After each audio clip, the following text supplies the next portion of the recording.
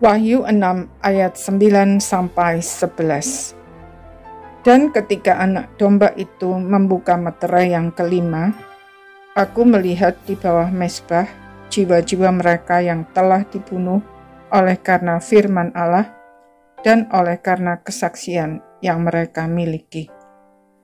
Dan mereka berseru dengan suara nyaring, katanya, "Berapa lamakah lagi, ya penguasa yang kudus dan benar, Engkau tidak menghakimi dan tidak membalaskan darah kami kepada mereka yang diam di bumi?"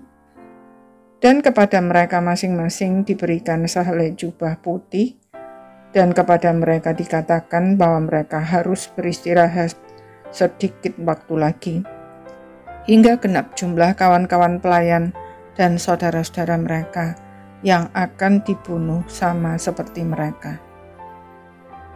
Setelah berbagai bencana diperlihatkan, meterai kelima dibuka, dan terlihatlah jiwa-jiwa mereka yang telah mati sebagai martir karena iman mereka kepada Kristus.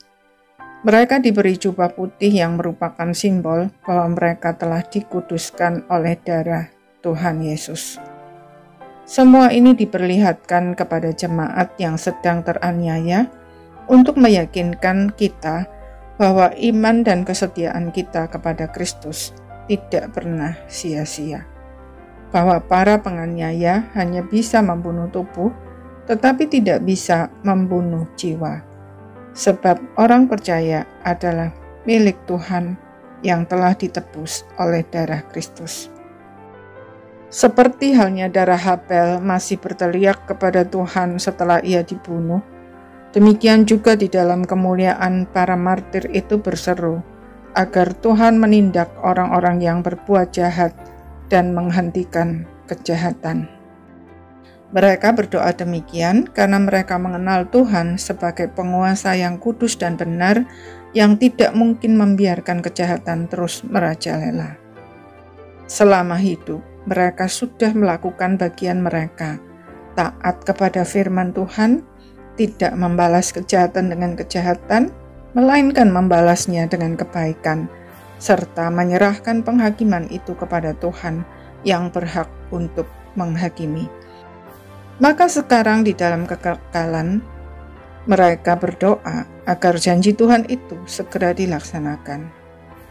Namun Tuhan menjawab agar mereka bersabar dan beristirahat saja dulu, sampai jumlah yang dibunuh karena kesaksian mereka telah genap. Artinya, semua yang terjadi ada dalam kendali Allah dan sesuai dengan rancangan agungnya sejak sebelum dunia diciptakan. Dia tahu kapan waktu yang tepat untuk mengakhiri kejahatan dan berapa banyak kesaksian para martir yang dibutuhkan untuk membuat manusia melihat kemuliaan Allah dan bertobat. Ketika jumlah tersebut sudah genap, barulah Tuhan Yesus datang kembali dan menciptakan langit dan bumi baru.